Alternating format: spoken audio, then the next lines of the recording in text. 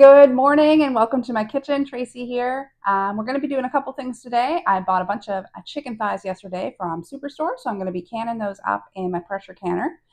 I'm going to be taking the skin off of those and making some schmaltz. I'm going to throw it in the freezer in individual servings just for using as a different type of animal fat to use in cooking.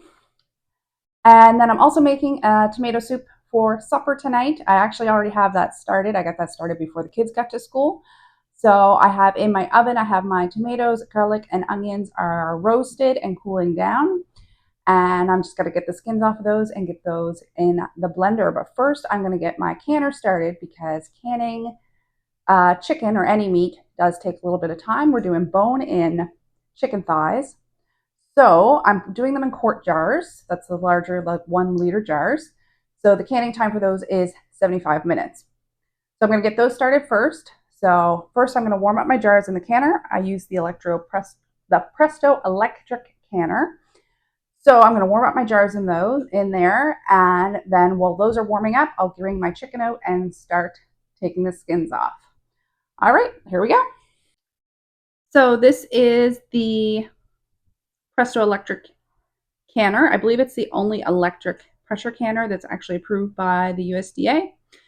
So what you do is you fill it up to the fill line inside. There's like a pot inside. I've got that to the fill line with water, and each of my quart jars are about half filled with water. This water won't stay in here. They'll be dumped out, but it's just to warm up the jars so they don't crack. So we're doing pressure can. And then since we're doing bone-in chicken in quarts, and this is all in either the instruction manual or you can find all this information online or from Bernardin or Ball. 75 minutes. It says insert jars. I already have. Put on the lid. And I don't want the regulator on yet until it is time to can. So just like that, you can either press that or press play. And those are just warming up. So while those warm up, I will bring out my chicken thighs and I'll show you how to get the skins off easily. So I have a sharp knife. I have my chicken bowl. I have my skin bowl.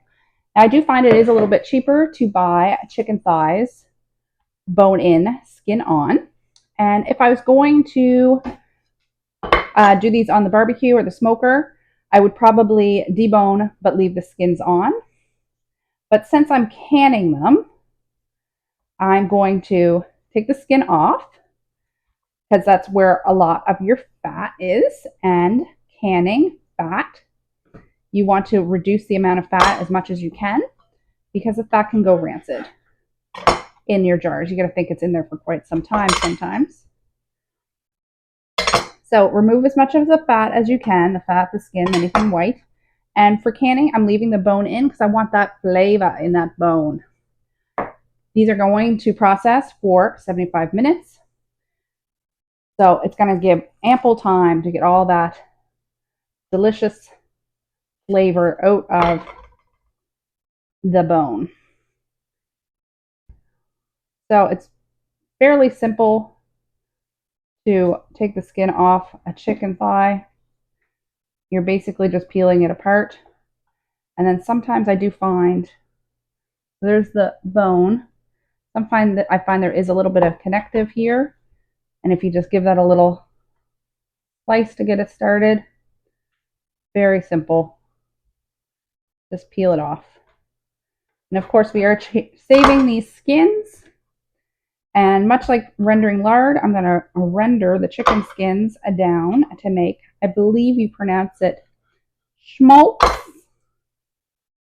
And I actually took it out of the freezer this morning. You could trim off all these little bits, but that's good enough for me.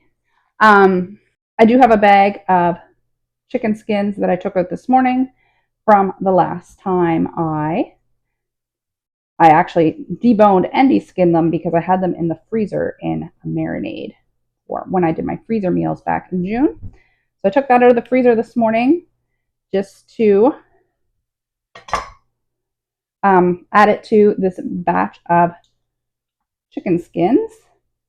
I'm actively trying to get through some of my freezer, not so much the meat, but the little bits of things. I've got bags of bones to make stock with. I've got some bags of lard that need to be rendered down, but I was kind of waiting until the kids are back in school and the temperature cooled down a little bit. Mostly the kids back in school because I find rendering lard is quite a messy business. It kind of takes over your whole kitchen.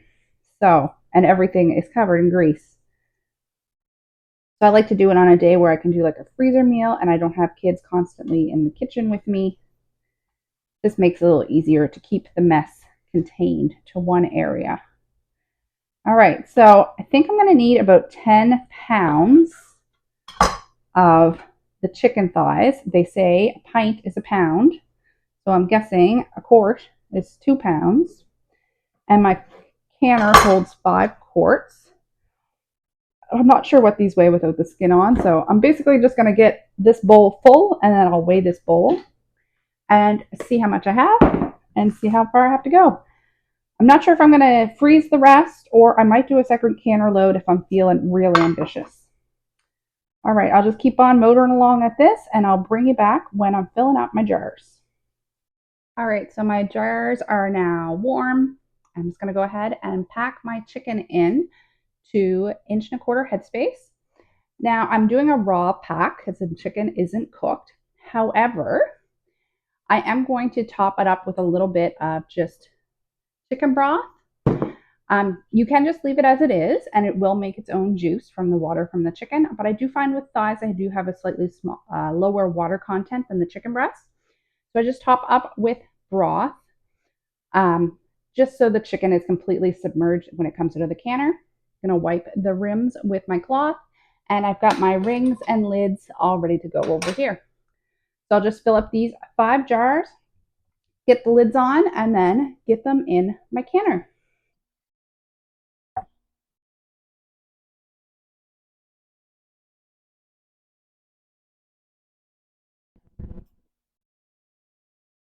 I'd say about 6 is where I'm at. So 1 inch is at this, I don't know if you can see that, is right at this rim. So probably going to say 6 good, but if I have a small one in here, I'll probably add an extra one to this jar. All right, I'll just keep on going with these and get them in the canner. So just for reference, this is almost 6 kg, so 13 pounds of chicken to fill the 5 quart jars or 1 liter jars. And and then over here on my scale, I've got 2.5 pounds close to of chicken skins. So that brings it down to what, just over 10. So it's just over 2 pounds, maybe 2.2 pounds per, not even 2.15 pounds per quart of chicken thighs. So then I'm just going to grab my broth over here and just top these up. Now I'm going to top them up to the 1 inch mark, just like you would for hot pack, but this isn't going to take very much broth at all. These are very tightly packed, and then I'm just going to give them a wipe and get them in my canner. All right, so I just put my chicken in the canner. This is my tomatoes. I'll show you what it looked like this morning when I put it in the oven. Right, this is my first project for the day. The kids are just getting ready for school, so it's a bit noisy in the background, but I'm going to do some tomato soup and grilled cheese for supper. So I just have a bunch of my tomatoes. A lot of the tomatoes are coming in ripe all at the same time, so I've been trying to come up with ways to use up tomatoes. I dehydrated a whole bunch of cherry tomatoes the other day. I've been having tomatoes and eggs for breakfast, and we're going to do tomato soup tonight for supper. So I just chopped everything in half. I'm going to roast these in the oven and then take the skins off because I prefer the texture. So, and then some garlic heads. I just cut off the ends. Those will soak up all the tomato juices, and then throw this in a blender and add some stock. I'm just going to put bacon grease on top. We had bacon a couple days ago. I've been using this to oil up my cast iron, so I'm just going to put some bacon grease over there. It'll give a nice flavor, and some salt and pepper, and that should be good. And then once I get it all combined, I'll give it a taste. So that's my first project of today. It's a few hours later now, and this is how she looks. The garlic is soft, nice and roasted, so you just scoot those there.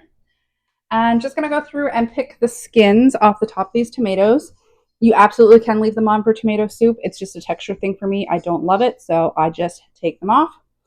And then I'm going to throw the whole thing in my blender and get it on the stove with a little bit of veggie stock and just let it simmer for a little bit.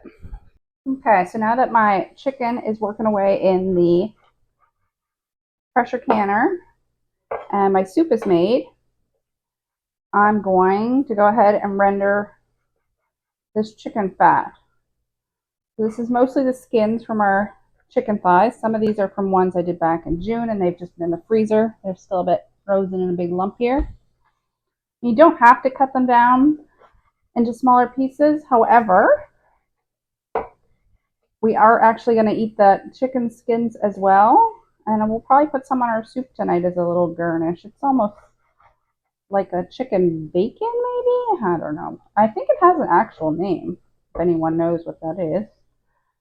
I'm sure I could look it up. But yeah, just like that size, they'll all shrivel up because we're going to render the fat out of these. And then I'm going to take out the big solid pieces and run the liquid through a fine mesh strainer. And that will be our chicken fat. So there's not much to this. It's very simple.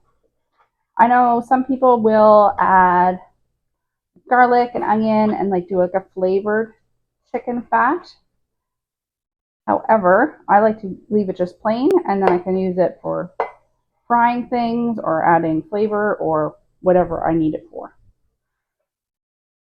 Fat is so expensive, whether you buy lard or vegetable oil or olive oil, every fat is always going to be expensive. Oftentimes it's one of the most expensive parts of the dishes I make.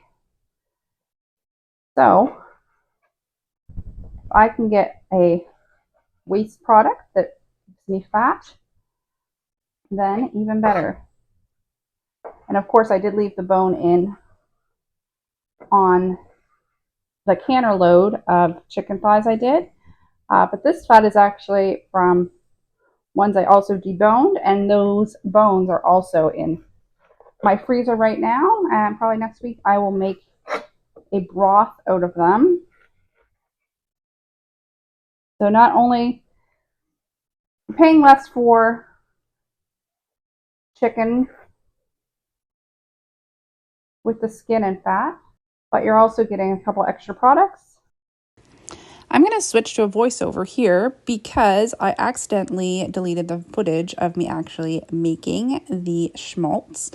So I'm just putting everything in like a stock pot here.